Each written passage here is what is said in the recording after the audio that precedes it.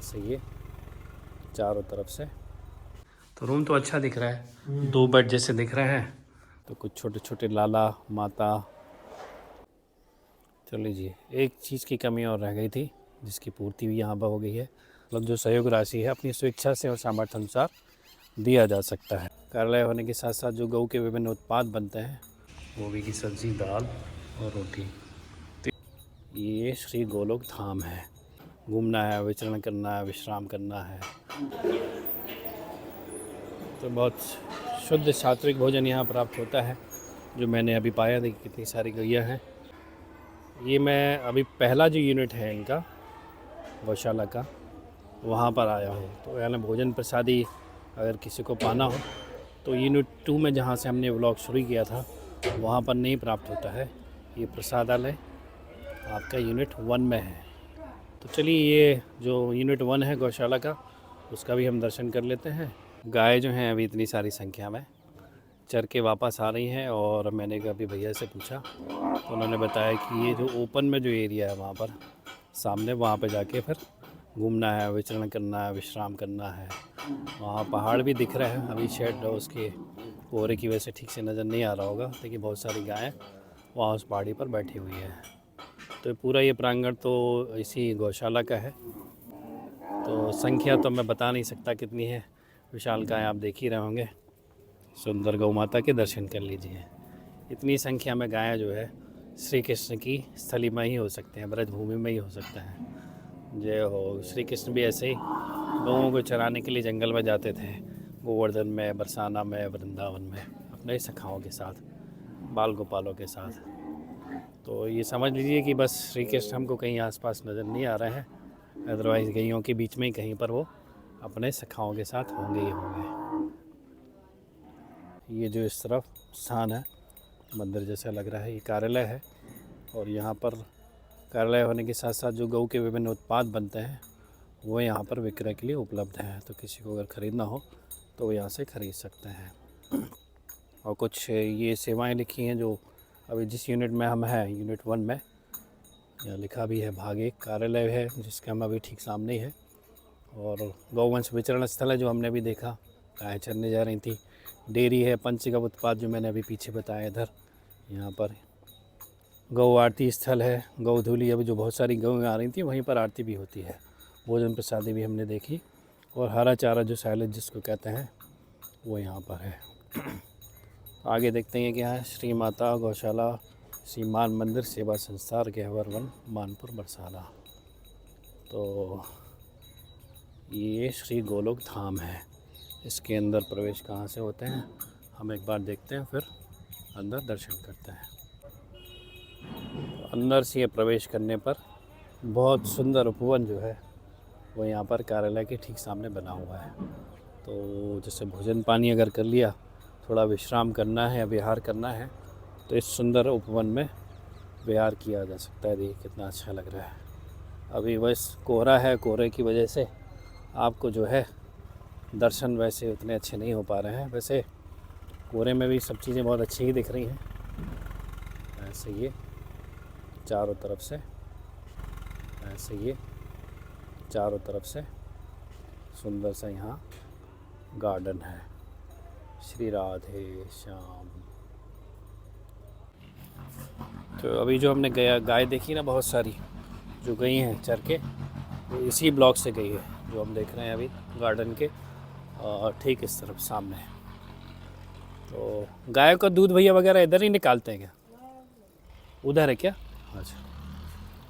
तो यहाँ अब चूँकि गाय चली गई हैं, अब गोबर इतना ज़्यादा हो जाता है कि उसकी साफ़ सफाई के लिए आवश्यक है कि गायों को कहीं दूसरे स्थान पर भेजा जाए। तो ये वो स्थान है जहाँ पर गाय इसके अंदर रहती है। वहाँ हमने जो दूसरी यूनिट में देखा था, वहाँ जो है जिस तरह से आधुनिक शेड बनते हैं टीन के, वो उस तरह से बने हुए हैं। और यहाँ पर ये पक्के मकान नुमा ऐसे गायों की स्थली बनी हुई है उनके रहने के लिए, रात्रि में विश्राम आदि करने के लिए।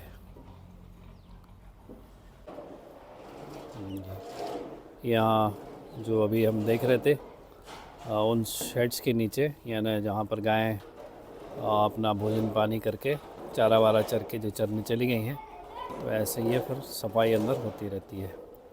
तो कुछ छोटे छोटे लाला माता और भाई लोग यहाँ से सेट्स में सफाई कर रहे हैं।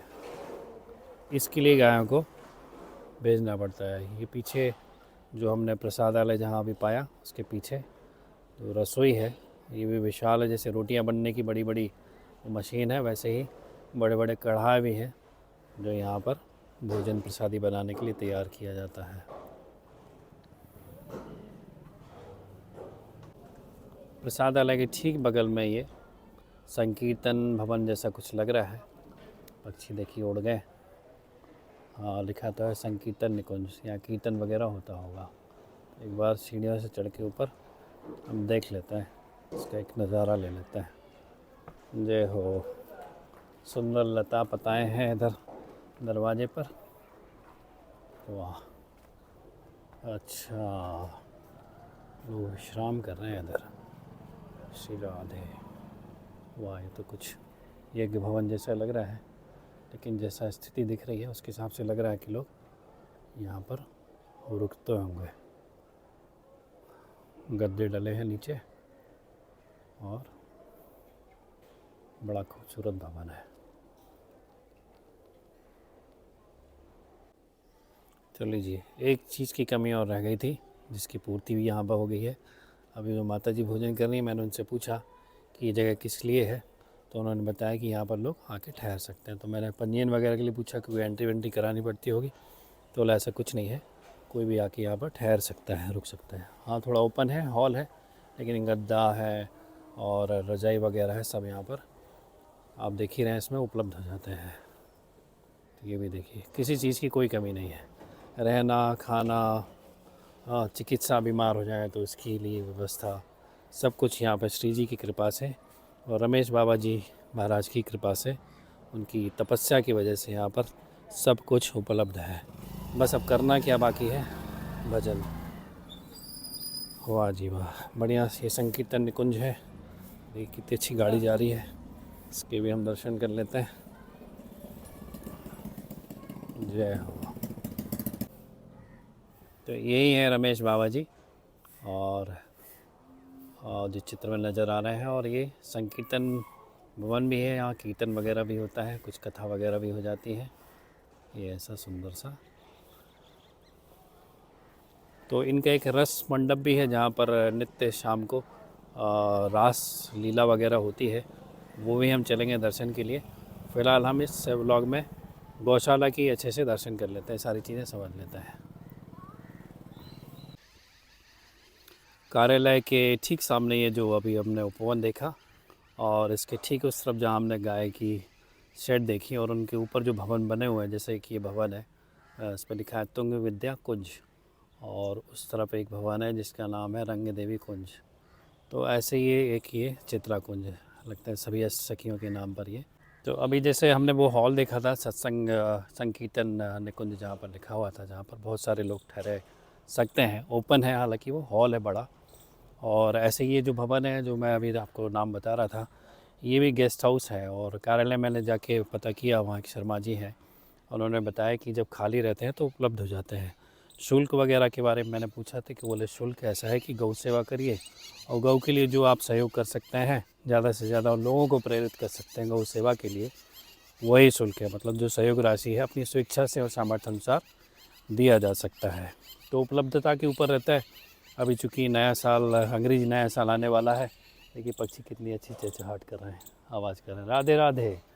तो अभी उपलब्ध बोले 3-4 तारीख तक तो नहीं हो पाएंगे। हाँ, उसके बाद अगर कभी किसी को आना होता है तो पहले फ़ोन कर लेते हैं, कंफर्म कर लेते हैं कि कमरे वगैरह उपलब्ध हैं कि नहीं है।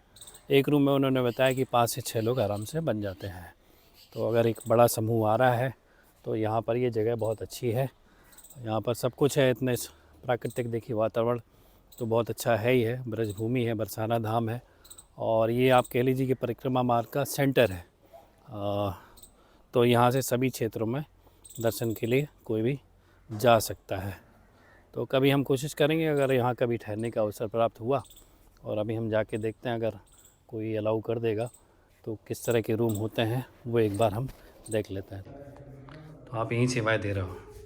हाँ, तो ये रूम ऐसा है जो अभी हम बात कर रहे थे। अलग अलग कुंज नाम है ना इसका, क्या नाम है? ललिता कुंज। ललता कुंज। सारी सखियों के नाम पे कुंज है ना। ये है लाला रमेश बाबा जी महाराज, तो ये है इनके। चलो रूम में आए तो इनके दर्शन भी कर लीजिए, प्रणाम निवेदन कर लीजिए। ये रवि है, यहाँ सेवाएं देते हैं, भोजन आपको यही पवाते हैं ना। और ये श्री जी के चरण है। जय हो श्री राधा रानी के चरण। इनकी से प्रार्थना करिए तो रूम भी मिल जाएंगे। तो रूम तो अच्छा दिख रहा है, 2 बेड जैसे दिख रहे हैं, तो आराम से 4 लोग तो आ जाएंगे इस पे। और ज़्यादा हुए तो अपने गद्दे नीचे डाल लो। काफ़ी बड़ा रूम है इधर, कुछ सामान वामान रखने के लिए कंबल अम्बल रखे हैं। हाँ, ये हो गया। और बाथरूम भी ठीक ठाक ही, अभी सफाई नहीं होगी सर, अभी घर लगता है। वो लोग बाहर गए हुए थे क्या इधर इस रूम में? और ये बाथरूम वगैरह है, अच्छा तो दिख रहा है। हाँ, मतलब रुका जा सकता है। और ये आईना है आपको कंघी वंगी करने के लिए। ठीक है रवि भैया, राधे राधे, बहुत बहुत धन्यवाद। और रूम से बाहर आके ये ऐसी गैलरी है जहाँ पर अपने भगत लोग प्रसादी पा रहे हैं। क्या क्या बना, खा नहीं पाए, कम से कम देख तो ले। अच्छा भोजन है, अरे वाह। गोभी की सब्ज़ी, दाल और रोटी।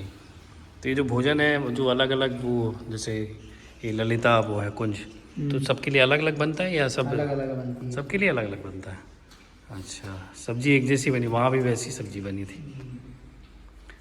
ठीक है रवि भैया, धन्यवाद, राधे राधे।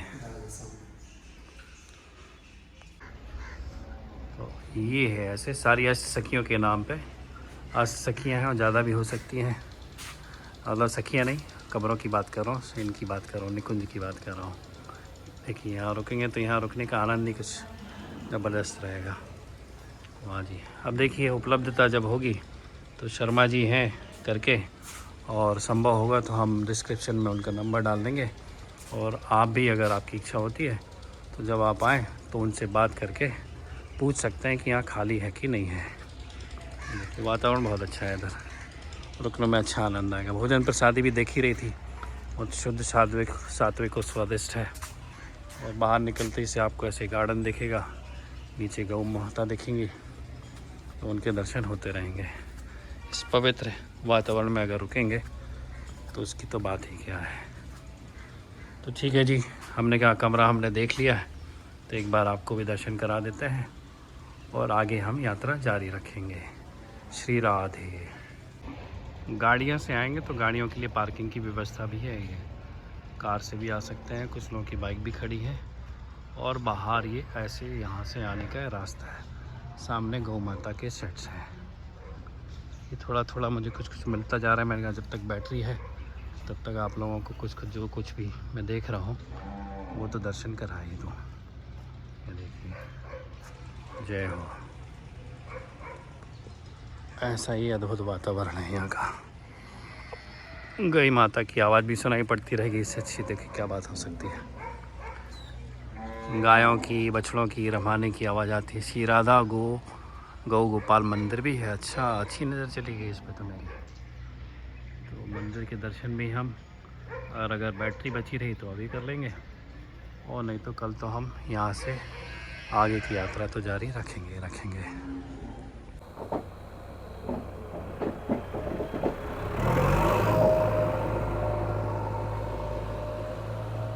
तो ऐसे ही सुंदर श्री माता गौशाला जो है रमेश बाबा जी महाराज की मान मंदिर के परिसर में, उसके हमने सुंदर दर्शन किए।